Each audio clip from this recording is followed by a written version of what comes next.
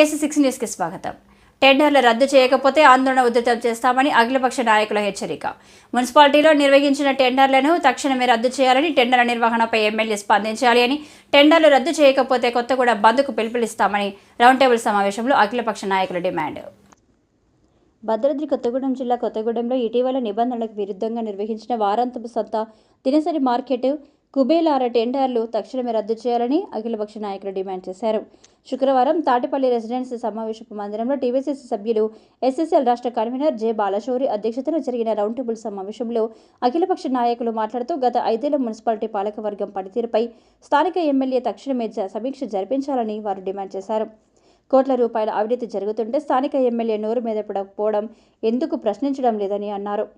అధికారులు కాంట్రాక్టర్లతో కుమ్మక్కై కోట్ల రూపాయల అవినీతి జరుగుతుంటే స్థానిక ఎమ్మెల్యే నోరు ఎందుకు మెదవడం లేదని ప్రశ్నించారు.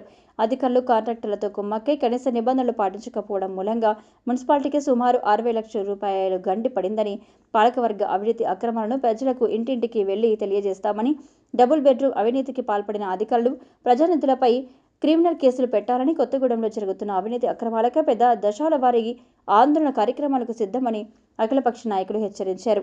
పట్టణ అభివృద్ధి కోసం పలు తీర్మానాలు ఏకగ్రీవంగా చేశారు.